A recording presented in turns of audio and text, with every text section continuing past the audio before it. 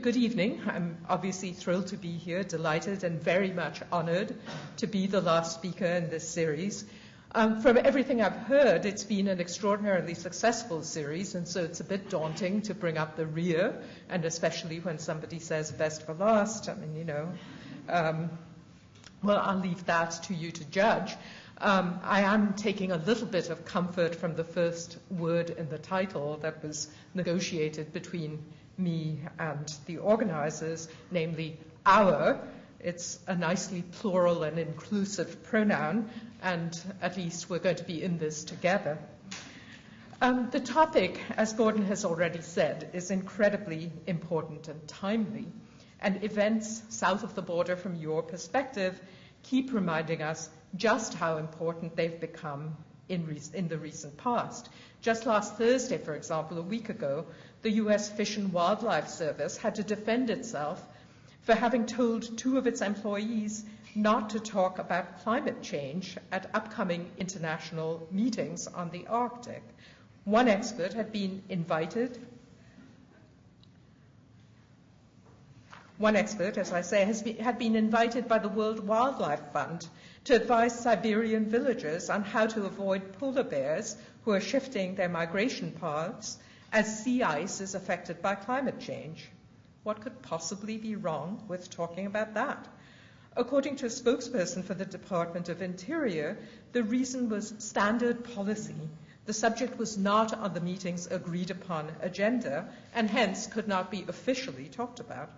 There was nothing, she said, to keep the employees from talking about climate change over a beer.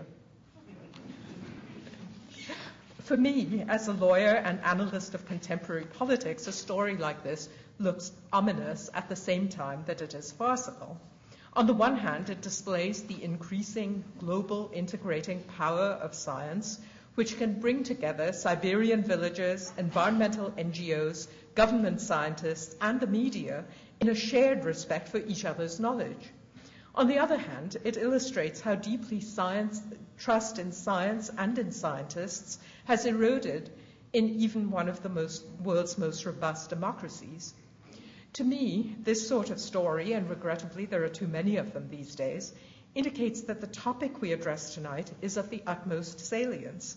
How should we, as citizens of a complex and interdependent world, surrounded on all sides with the products of science and technology, think about our rights and obligations in relation to these two central institutions of modernity? Can we play a meaningful part in governing developments that lie far outside our domains of knowledge and experience? How, with the best will in the world, can we insert ourselves into debates that seem so often to take place in the closed worlds of corporate decision-making, expert advisory committees, and non-accountable bureaucratic power? What, in short, is our role as informed citizens of contemporary knowledge societies, and do we have the means, the competence, and not least, the will to carry it out? My answer to that last question is yes. Of course, it would be funny to say no and sit down, but I won't pretend that it'll be either easy or straightforward.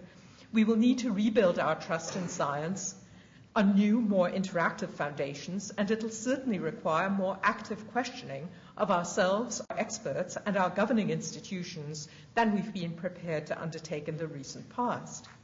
Let me begin, though, by questioning the very notion of trust and ask why we think science has any special claim on ours. There's almost a metaphysical question that we have to pose to start with. How can any one of us have trustworthy access to anyone else's reality?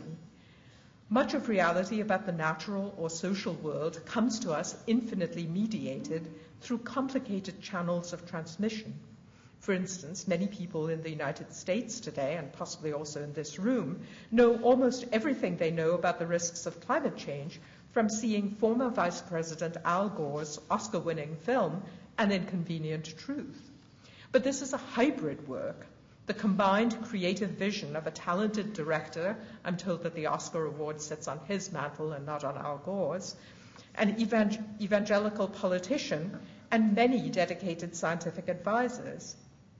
Not surprisingly, it has its detractors and its doubters. For some, the very fact that a political figure feels the need to make such a film undermines its credibility. If climate change, on which there is such strong and growing scientific consensus, remains so contested as public knowledge, then how can we arrive at common understandings, let alone solutions for, any of the multitude of problems that confront the peoples of the world? How can we gain reliable knowledge, facts that we can count on? For us, descendants of the Enlightenment, the answer once seemed pretty clear.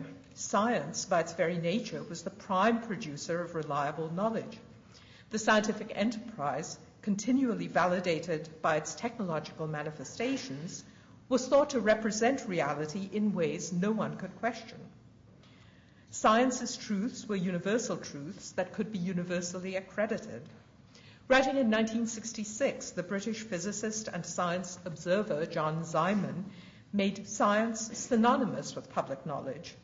Scientific reality, he said, is constructed through public experiment, creating a common foundation of knowledge and experience. Simon asserted, we're all entirely conditioned to accept as absolute and real the public view of things that we can share with other humans. For that public view of things, Simon and most of his contemporaries assumed that we would naturally turn to science. Decades of work in the history, sociology, and politics of science and technology have taught us to become skeptical of assumptions like these. We now know not to take for granted, on most issues that matter, that there is a single public view which we can unequivocally share with other humans. Quite rightly, we've been conditioned instead to think of consensus itself as an achieved state, the product of painstaking human toil, rather than of nature's brilliant lightning flashes revealed to equally brilliant individual minds. We understand very well why, like the building of Rome, the project of adopting the metric system was not finished in a day. In fact, you're further ahead of it than we are where I come from.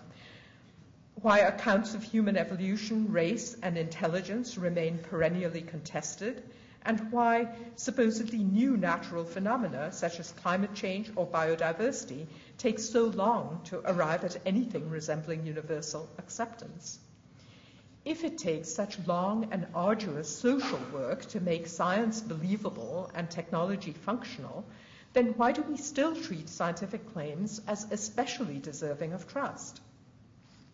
The pioneering American sociologist of science, Robert Merton, gave a classic answer in a 1942 article called The Normative Structure of Science.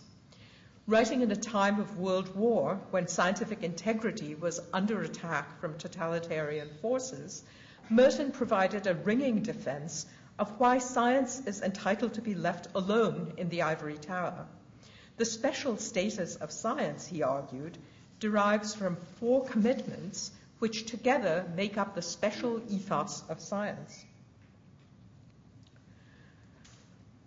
These 4 were universalism, or the testing of truth claims according to established impersonal criteria, communalism, or the common ownership of scientific knowledge, disinterestedness, or the compliance with codes of integrity in order to promote trust, and organized skepticism, or the questioning of all forms of vested authority, including religious or sacred authority. These common virtues, Merton argued, warrant scientists' claims to effective self-government and thus to protection against state control, and not, incidentally, also to our trust. Since the 1940s, however, we've learned to recognize that science, no less than any other organized human enterprise, is propelled by personal ambition, hunger for material rewards and social recognition, jealousy, intellectual bias, and in the corporate university, the desire to keep one's external paymasters well provided and happy. One does not have to dig far into journalistic archives to find stories of scientists who violated the Mertonian creed, keeping knowledge and its fruits to themselves in disregard of the ethos of communalism, I was told that some people in the biological sciences maintain two sets of file cabinets, the ones marked, mine, and the one marked everybody else's, like his and hers, I suppose. Producing self-serving knowledge, the classic example is what we in the States call tobacco science, in flagrant violation of disinterestedness, concealing troubling results instead of subjecting them to the organized skepticism of their peers. A case that rocked the world of science just a couple of years ago and was addressed earlier in this series was that of Dr. Hwang Woo-suk, South Korea's most celebrated stem cell scientist, who had fabricated results and violated ethical norms in work that had led to publication in leading science journals, such as Science magazine itself. Journalists, often the friendly in-house critics of science, also as often first bring these individual transgressions to light. But more systematic studies of flows of money and knowledge within the university have shown that the very notion of public knowledge is under attack today in the face of increased private involvement that undermines anything approaching the norm of doing disinterested science. Governments today positively encourage academic researchers to seek private gain from their discoveries. Nonetheless, the scale of entanglement is sometimes staggering. Berkeley's Department of Plant and Molecular Biology, for example, came under heavy fire in 1998 for entering into a 5-year, $25 million contract with Novartis, the biotechnology giant. Just this year, the University of California again gained notoriety through a $500 million agreement with the petroleum giant BP to develop alternative biofuels. Interestingly, the chancellor of the University of California called this plan, and I quote, "this generation's moonshot." Only the Apollo program, as we recall, was publicly funded and carried out under state supervision. The Berkeley-BP agreement is not. But why should it matter who funds science or how research agendas are set? Well, part of the answer lies in the intricate, often invisible ways in which cultural biases and social interests get bound up in the production, transmission, and maintenance of particular ways of seeing and knowing reality. In particular, when ideas and sometimes ideologies get bound up into material forms, it can be fiendishly difficult, almost impossible, to adopt more democratic or more collectively beneficial alternatives. So, for example, we cannot shift overnight to a carless society, even if we know that our vehicular emissions are hurting the global environment. At a somewhat different level of significance, the conventional typewriter's QWERTY keyboard survives, despite all kinds of ergonomic and efficiency studies that have shown it to be less than optimal. It matters, then, who drives the agenda of scientific discovery or the paths of technological development. Once the wheels are set in motion, there may be very little the public can do to change the architecture of the resulting technological systems. All of this puts the issue of trust in science on a more urgent footing than it has been for nearly 50 years. It seems that many standard assumptions about what keeps science and scientists honest, and still less what ensures that technological developments will benefit the public at large, no longer hold true in a more and more privatized economic and political universe. In particular, it seems increasingly old-fashioned to think of science as a disinterested vocation, an ivory tower enterprise that people pursue for the sheer pleasure of discovery. Indeed, as I've already mentioned, government funding in many countries, including my own, is now conditioned on scientists being able to show that their work will bring identifiable and tangible benefits to society at large. Both public and private interests in Western societies have long since determined that they need science to advance their ends. Much of the developing world has now come to the same conclusion. We're squarely in the era of what the science policy analysts Michael Gibbons and Helga Novotny have called Mode 2 science. In this way of doing science, it's the tie-in to social concerns that gives science its claims to legitimacy rather than standing apart. It's how enmeshed it is. So in Mode 2 science, knowledge is increasingly produced within contexts of application, that is, all science is to some extent applied science. Science is increasingly transdisciplinary, that is, it draws on and integrates empirical and theoretical elements from a variety of fields. Knowledge is generated in a wider variety of sites than ever before, not just universities and industry, but also in other sorts of much more invisible research centers, such as consultancies and think tanks. Participants within science have grown more aware of the societal implications of their work, and publics, at the same time, have become more conscious of the ways in which science and technology affect their interests and values. While the coupling of science and society has grown tighter in these ways, the stakes in science's success have also grown much larger for all concerned. Science today is more competitive than ever before, with nations fighting to win the best minds, the most skillful hands, the most citations, and the largest number of patents.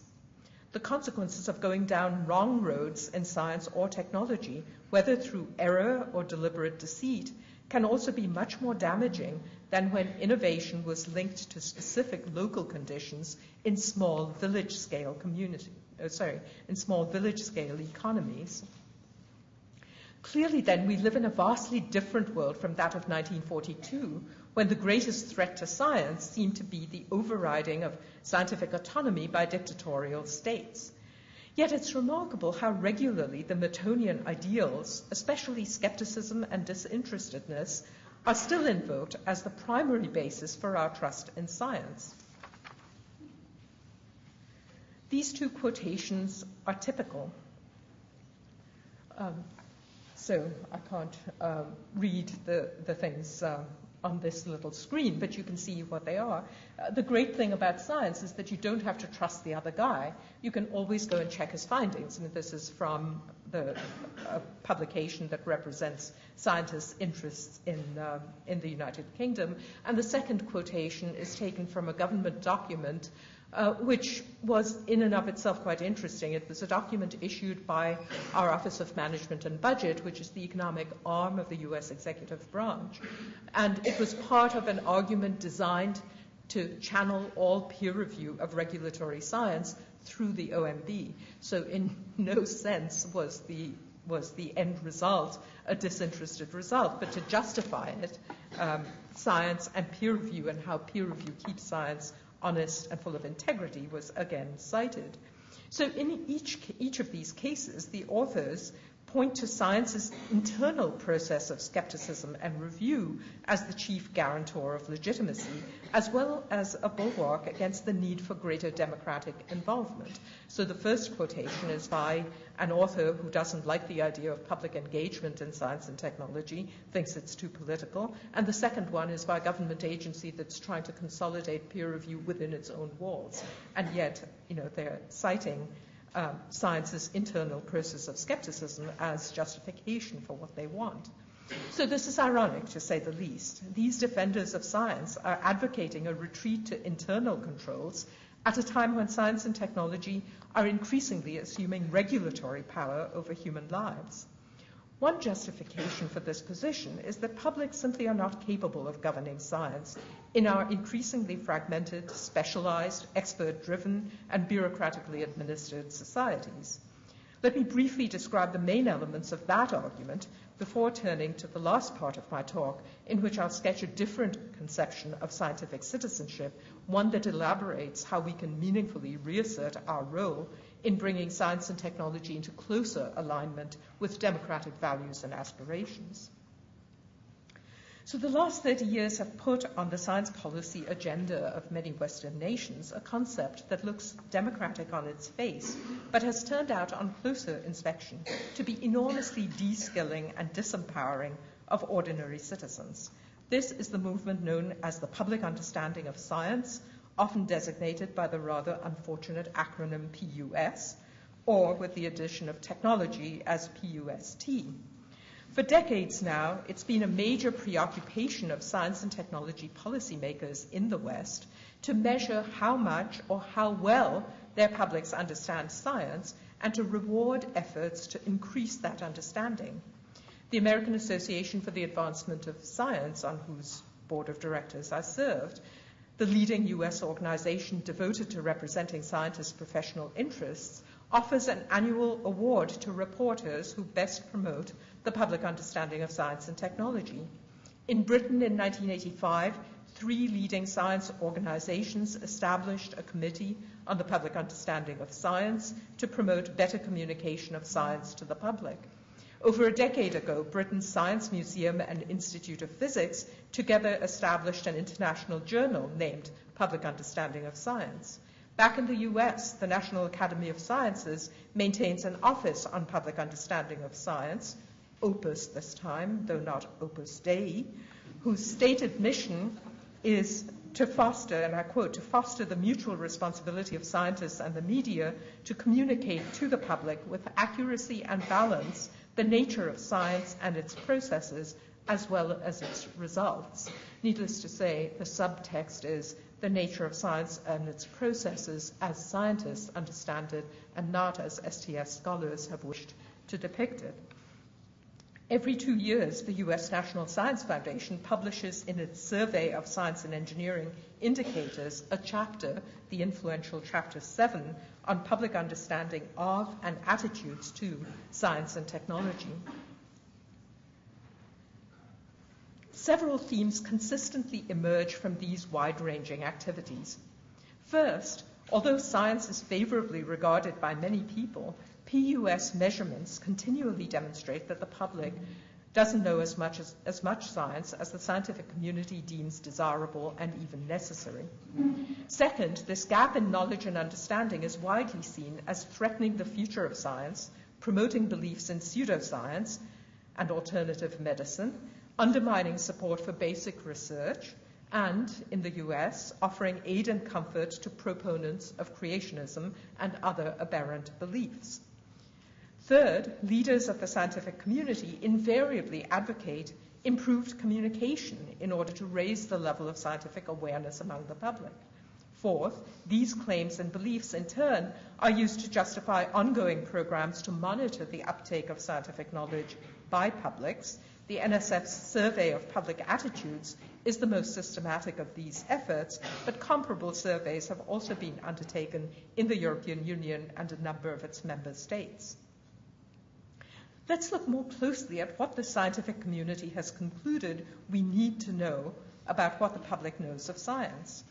On the NSF surveys, the US public is routinely asked 10 questions designed to survey knowledge from various scientific and technological domains, from elementary physics to genetics and evolutionary biology to the nature of lasers. Although the response fractions have changed a little over the years, some broad patterns have remained steady. People have most trouble, explaining what a molecule is, and there is highest awareness of the theory of continental drift. About half the respondents don't know that the Earth completes its circuit of the Sun in a year, or indeed that it does so at all. Similar numbers think that the earliest humans coexisted with dinosaurs. And are we surprised women consistently do worse than men in answering these questions correctly, especially those questions that in any way implicate the physical sciences? Needless to say, the overall rate of right answers also varies with the respondents' educational level and training in science and technology. To some degree, these results also vary by nation and region. Findings like this have generated endless hand-wringing among scientists and industrialists who seem convinced, with rather little evidence, that public support for science would increase if only people knew more scientific facts. Differences between European and American responses to biotechnology, for example, the Europeans being much more against than Americans, particularly on agricultural biotechnology, though these are barely significant, have been taken as evidence that lack of knowledge leads to rejection of technology, despite the fact that scientifically educated Americans actually seem more skeptical of the claimed benefits of technology and biotechnology than their less educated fellow citizens. There's been a lot of wailing about the persistent inequality of scientific understanding between women and men. But let's step back for a moment from the survey results and ask what's going on when such questions are put to national publics. What are the survey designers hoping to accomplish, and what use is such work in societies that must centrally orient themselves around the products of science and technology? One point that needs to be emphasized is that PUS surveys don't just test a respondent's understanding of science, they simultaneously construct the respondent as a particular kind of knower, or non-knower, as the case may be. A person is seen as ignorant and presumed to be irrational, or at the very least incompetent to participate in the governance of science if she or he does not know a list of preordained facts. Yet the knowledge we need to govern effectively is never so easily packaged, nor so unequally distributed between experts and lay people, or between men and women. In many cases, it turns out that the difference between scientists and lay people is not that one group simply knows more than another. Rather, we find that different forms of relevant knowledge are held, accumulated, and valued by different communities. In a well-known study of reactions by radiation workers and sheep farmers following Britain's Chernobyl fallout crisis, the sociologist Brian Wynne showed that there were competing ways of understanding the migration of radiation from soil into grass, from grass into lambs, and from lambs into meat on the table. Radiation experts were not simply better informed than farmers about these pathways. More to the point, they were differently informed, and in some ways less so than the lay people whose lives they were trying to regulate. Failure to take such differences into account, Wynne has convincingly argued, leads to a deficit model of the human subject as someone who lacks the basic knowledge, skills, and competence to participate in self-government. This would be a poor sort of citizen for democracies to work with as they confront the challenges of living with science and technology in the 21st century. Fortunately for us, there is a very different way of thinking about who we are as citizens of knowledge societies, and that is the notion of what I will call the knowledgeable citizen, or the knowledge-able citizen. This notion has been developing in administrative law and practice now for more than 50 years. In that history, we, as individuals and groups, have been gaining increasing power to look behind the technical reasoning of governments, and to some extent also private actors, to offer our own counter-arguments and countervailing expertise, and to challenge reasoning that strikes us as unsubstantiated or unbalanced in some way. Let me briefly list these knowledge rights, as we may call them, and indicate, again very briefly, where we can find them in contemporary legal systems. So the right to know is now legislatively well enshrined in various sorts of freedom of information statutes, including our own FOIA, Freedom of Information Act, from the early 1970s. In addition, we are entitled to know of exposure to various kinds of risks, such as toxic substances and their releases. We are entitled to know about the problematic aspects of many consumer products, including pharmaceuticals, through warning labels. And we have discovery rules that enable us to get behind things that corporations are prepared to disclose, and ask them, at least under certain circumstances, what else they've got hidden in their data banks. The right to give informed consent. Of course, it originates in the physician-patient relationship, but in effect, that kind of idea has become generalized, for instance, to the export of pesticides from one country to another, where the receiving country has a right to demand information and to withhold its informed consent.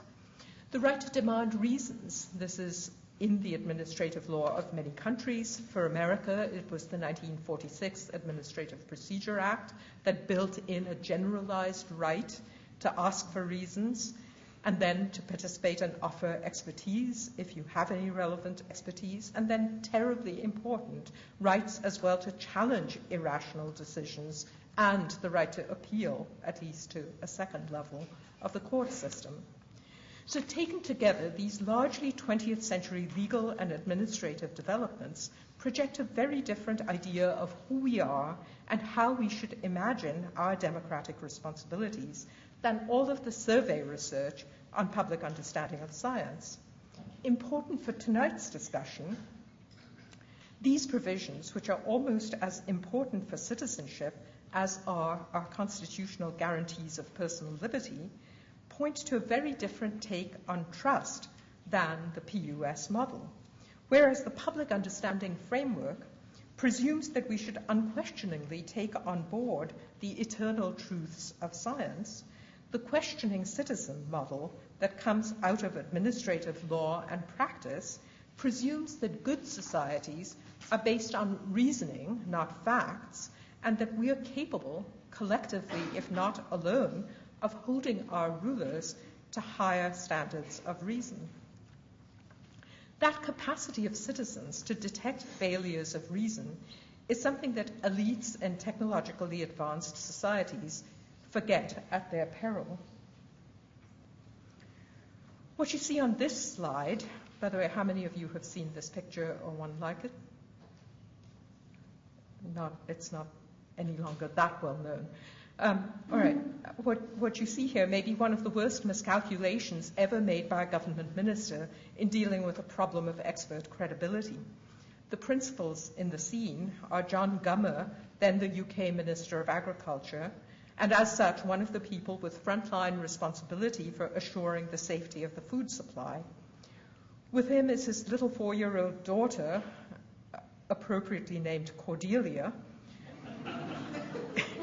to whom the minister is feeding a hamburger in a public display of confidence in the government's continual refrain of the time that British beef is safe to eat. In the background, you see the omnipresent apparatus of the news media, an essential feature of today's complex knowledge societies. What we see here is not simply a father performing a basic ritual of parenting, getting food into the mouth of a recalcitrant offspring.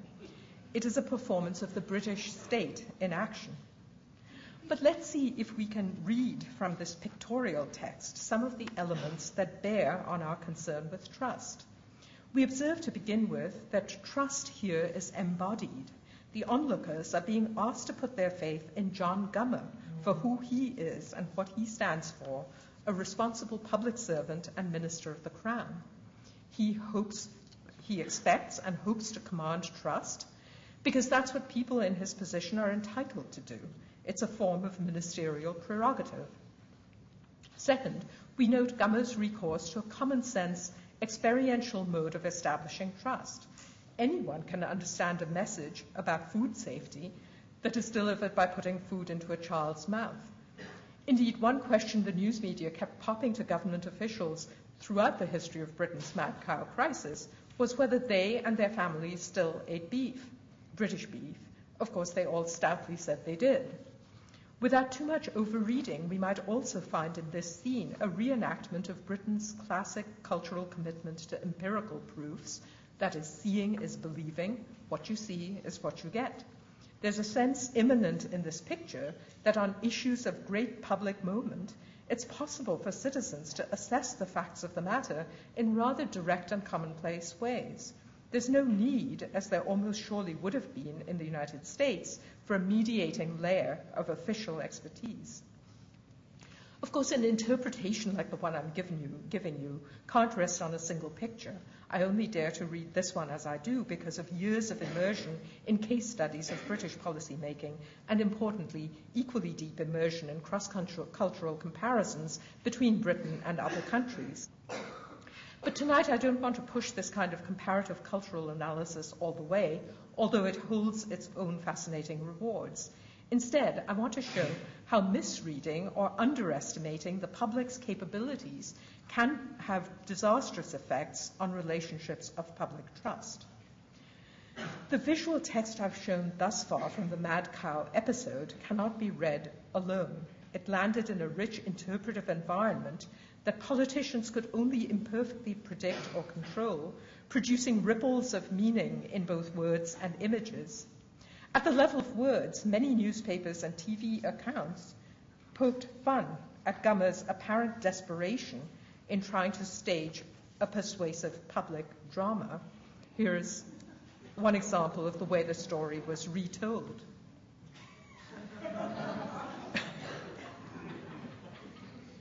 But the responsive images are in some way more interesting, and I want to focus on a particular one. This image, by the widely admired political cartoonist Gerald Scarfe. There's no hint in this image of a benevolent public servant successfully dishing out reassurance to a deferential public. Instead, Scarfe's caustic pen captures an altogether more sinister view of the state. Above the caption, "What have we been fed?" and of course punning is a political resource as much as other things are, we see a black-clad male figure force-feeding a child, shown midway between China doll and living human, who is stiffly succumbing to the man's superior physical force. The child's head is held back, as it was not in real life, the hamburger stuffed into the tender mouth. The image is violent, disturbing, with barely concealed overtones of forcible child abuse.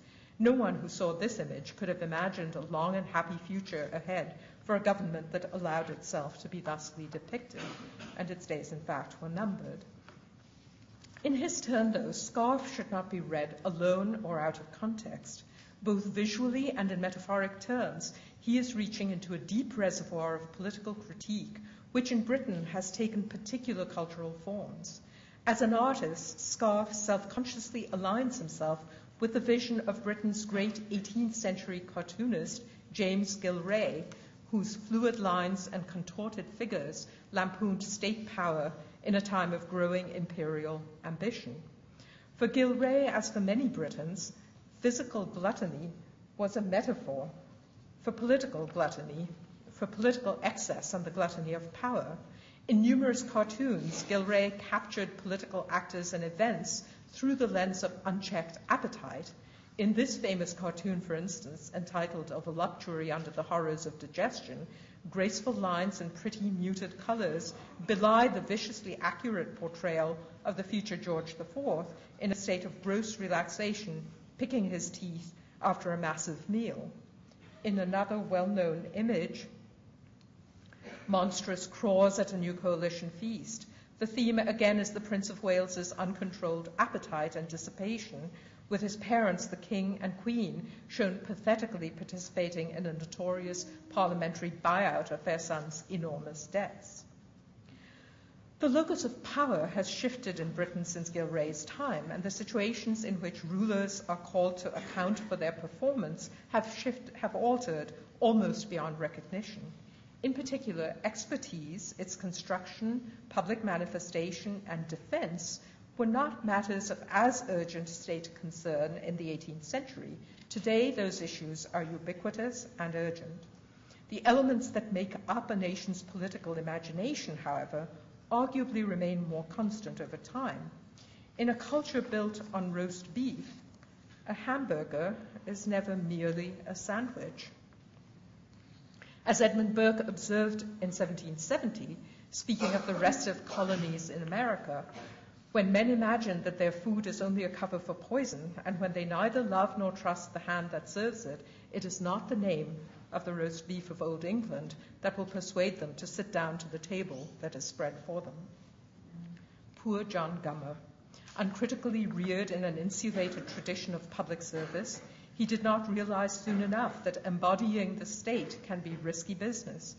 Governing bodies, political or royal, real or symbolic, can as readily attract satire as deference. Democratic skepticism is rather good at penetrating hollow performances, including claims that do not seem to bear any coherent relation to underlying evidence. Trying to occupy a polity's field of visual imagination with new symbols requires particular sensitivity to the objects that already inhabit it. The hapless UK agriculture minister clearly did not have the critical resources to recognize the salient elements of his own nation's culture of public reasoning, trust-making, and criticism. In turn, his ploy to serve as the embodied representative of expert rationality and so to win back public trust massively misfired. I've been talking directly and indirectly about the media's role in transporting scientific reality to us, and that brings me to my next point. In preparing for tonight's lecture, I had a conversation with a CBC reporter who eventually concluded that I had nothing new enough to say for his program. But I took away something rather more intriguing from our conversation, and that was his repeated insistence that we as individuals can never know enough to critically evaluate claims of expertise. Therefore, he seemed to think, we're doomed to remain at best passive spectators in a continual he says, she says war of scientific expertise. Of course, it's true that none of us will ever be in a position to evaluate the most recent claims and counterclaims with respect to polar bears and sea ice, the evidence for Dr. Huang's misdeeds, or the projections of morbidity and mortality from mad cow disease, to take just a few of the examples I've mentioned tonight. I do know a few Harvard professors who think they could. But in well-functioning democracies, we need not do everything like this on our own. We can rely on institutions to do the work of skepticism and testing that builds and maintains trust in the products of our scientific and technological ingenuity. But we do have to make sure that those institutions are serving us well as our eyes and ears for detecting weaknesses in knowledge and reason, and not simply as mechanical inscription devices for dominant economic or political interests. John Gummer's Ministry of Agriculture, Fisheries and Food was not a good institutional model from that standpoint. But where should we look for better ones? In general, betraying my own professional training, I like to turn to the law as the institution that perhaps best epitomizes the virtues of civic skepticism in democratic societies. When it comes to science and technology, however, it's not clear that a legal system formed hand in hand with the surrounding economic order necessarily serves us ideally well. I'll briefly illustrate this point with an example from US law's engagement with biotechnology and contrast it with the response of your own legal system before I turn to my concluding observations for today. In 1980, the US Supreme Court handed down its landmark life patenting decision, Diamond versus Chakrabarty, paving the way to the commercial development of biotechnology. From an economic standpoint, that decision was rightly hailed as a milestone in that it extended clearly recognizable property rights into areas that had been previously too cloudy, contested, and risky for investing capital. But it was at the same time a remarkably uncritical decision. Specifically, in the guise of strict statutory interpretation, the majority silently reaffirmed and thereby removed from political questioning many presumptions about the pace, the benefits, and the nature of progress that publics have a right to question, a right they should perhaps be encouraged to exercise substantially more often. In one revealing moment, Chief Justice Warren Burger observed that legislative or judicial fiat as to patentability will not deter the scientific mind from probing into the unknown any more than Canute could command the tides. In saying this, Burger painted science as an inexorable tidal force, with the law obliged passively to follow suit. Yet nothing in the Chakrabarty opinion suggested that this case itself marked a moment of exceptional legal inventiveness when a court in effect created a novel type of commodity and thereby opened the door to new forms of hype and hope, investment and discovery with huge consequences for society. The path to the decision was studded with moments of choice, even though the court's rhetoric was of inevitability. One such moment concerned the court's decision that the patent law, as an instrument for furthering invention, should always be given an expansive reading. On this point, the court, in effect, bought into the argument advanced by Genentech, a leading biotech company.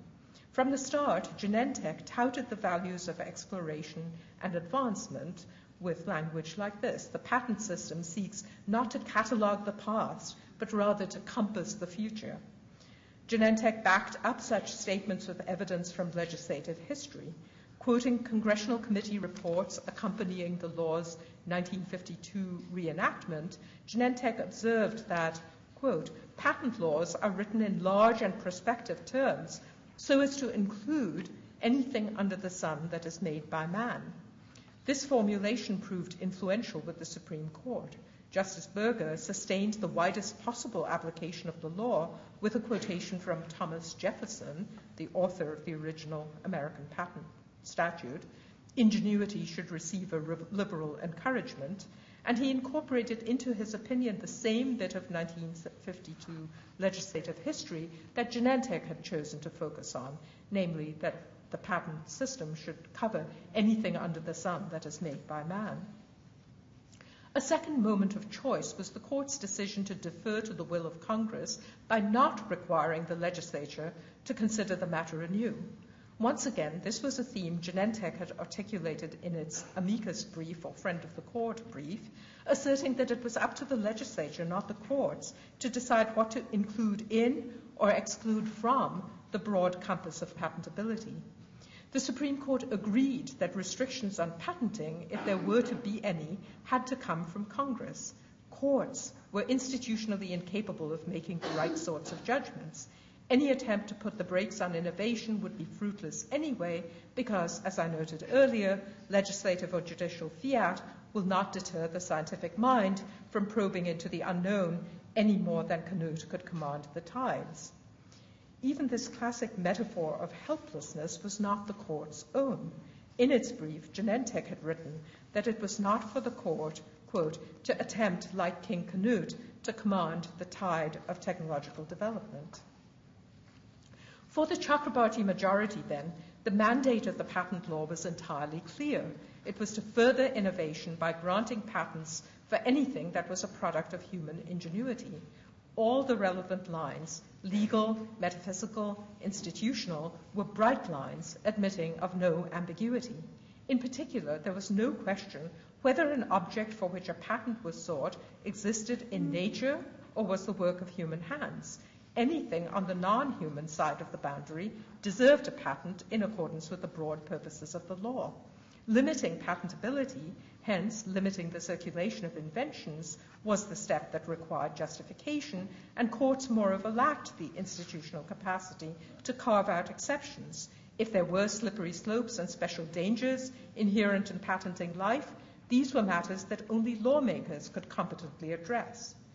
However, by denying that this was a moment of lively ontological politics, that is, questions about the nature of disputed entities, the court's deferential stance in effect took the issue out of political circulation. The US Congress never had to deliberate the patenting of life. Did the decision have to go this way? Not necessarily. In this case, to see how things might have turned out otherwise, we can look to the Canadian Supreme Court's 2002 decision to refuse a patent on the so-called Harvard oncomouse. The case is particularly helpful in this regard because here, a 5-4 majority, the same one that ruled in favor of life patents in Chakrabarti, interpreted a law almost identical to that of the US, reached a very different conclusion with regard to patenting higher organisms. The oncomouse was produced by researchers at Harvard University with funding from DuPont Company. The technique used to modify the oncomouse's genetic makeup involved injecting a fertilized mouse egg, preferably while it was still at the single-cell stage, with an oncogene or gene that promotes cancer. The treated egg was then implanted in a female mouse and carried to term, eventually producing generations of offspring who contained the oncogene in all their cells. The resulting cancer-prone animals can be used in scientific studies to test the cancer-causing or cancer-preventing potential of various substances. In May 2002, several environmental and animal rights organizations filed a memorandum with the Canadian Supreme Court requesting it to deny the patent on the mouse. Now, just as a matter of legal technicality, there was no question that you can grant a patent on the process of getting there. The only question was whether a patent could also be granted on the animal itself, and there the Canadian court held no. Countering a forcefully argued dissent, the 5 justices for the majority found differently from Chakrabarti on 2 important counts. Should a higher organism such as a mouse be considered a composition of matter, that's the language of the law, as understood in Canadian patent law? And is it deference to Parliament, or is it flouting parliamentary intent to refuse to extend extend patent protection to higher organisms.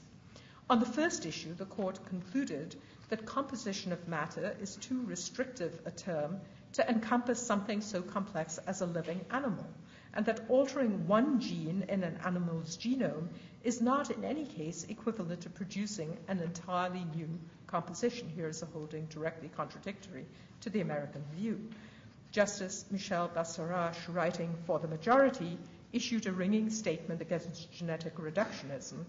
And it's hard to point out to you how odd language like this reads to an American lawyer, because it's a kind of philosophizing language. Of course, the dissent objected to it too, but it's very unlikely that you would find it in an American judicial opinion. Anyway, here is the passage that I rather like. Higher life forms, said the justice, are generally regarded as possessing qualities and characteristics that transcend the particular genetic material of which they are composed. A person whose genetic makeup is modified by radiation does not cease to be him or herself. Likewise, the same mouse would exist absent the injection of the oncogene into the fertilized egg cell. It simply would not be predisposed to cancer. The fact that it has this predisposition to cancer that makes it valuable to humans does not mean that the mouse, along with other animal life forms, can be defined solely with reference to the genetic matter of which it is composed. The fact that animal life forms have numerous unique qualities that transcend the particular matter of which they are composed makes it difficult to conceptualize higher life forms as mere compositions of matter. It is a phrase that seems inadequate as a description of a higher life form. The Canadian decision also approached the question of legislative intent differently from Chakrabarty. Both courts agreed that broad social and environmental policy concerns were irrelevant to the implementation of patent law, but from that point their views diverged. For the Canadian Supreme Court, the extension of patents to higher organisms was a large enough step that it raised concerns which only Parliament could properly address. Two issues that particularly exercised the majority were possible impacts on agriculture and on the patentability of human life. The court felt that extending patents to self-replicating plants and animals raised new issues that Parliament clearly had not thought of in passing the original law. On human life, the court similarly concluded that there was a need for line drawing that judges were not equipped to undertake. In my view, the majority said, it is not an appropriate judicial function for the courts to create an exception from patentability for human life, given that such an exception requires one to consider both what is human and which aspects of human life should be excluded.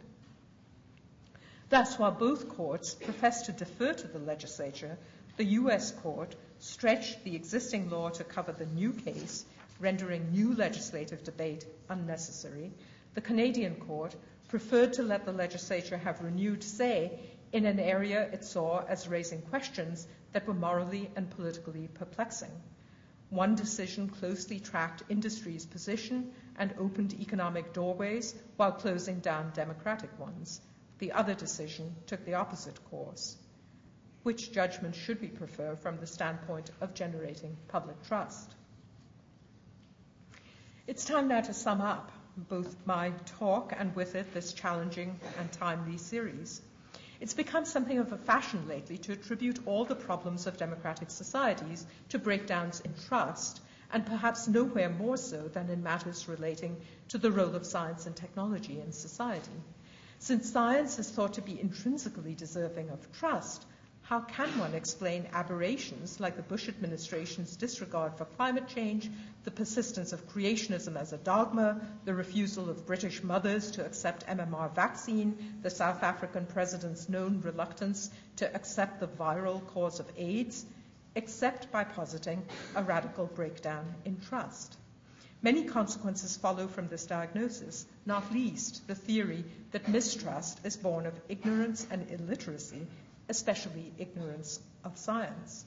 The attraction of the public understanding of science model for high-level science policymakers is but the most visible reflection of that account of trust.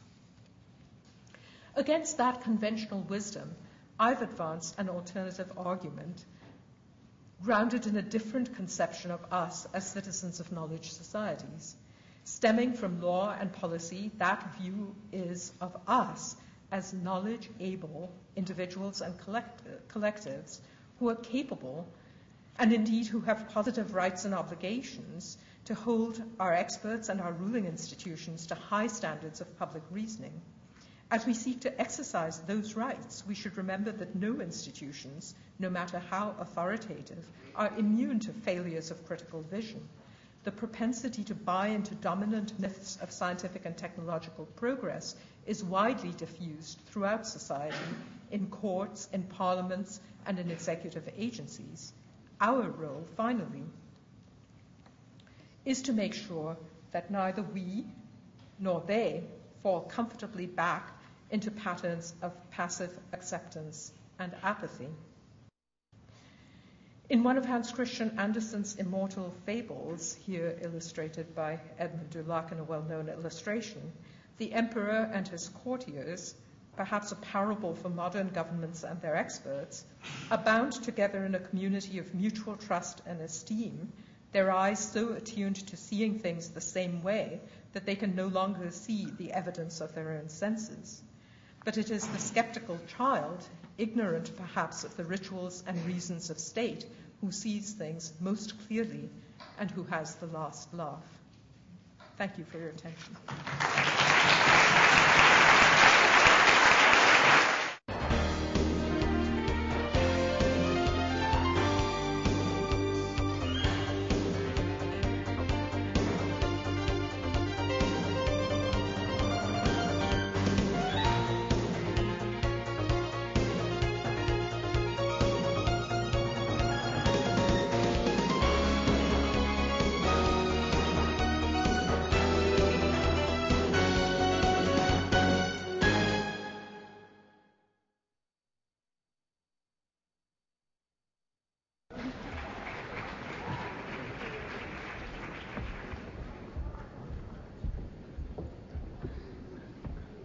Sarah Williams.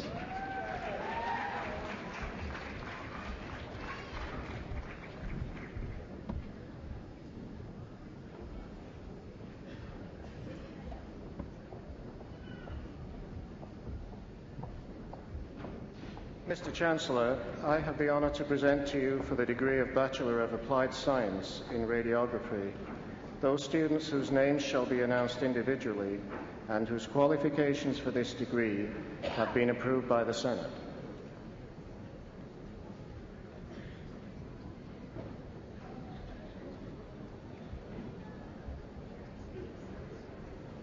Lacey Costain.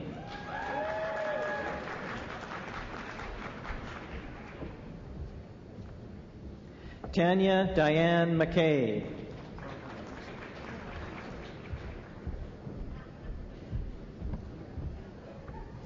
Dana Sabine.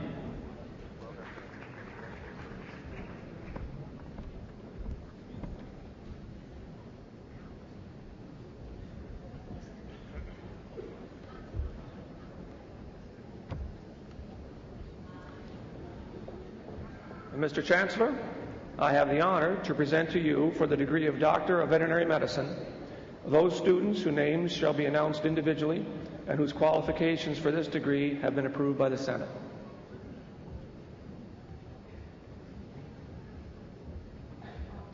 Turi Kenna Arness.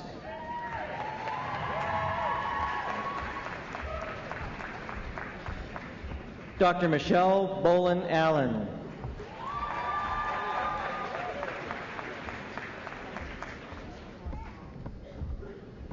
Dr. Patrick Howard Allen.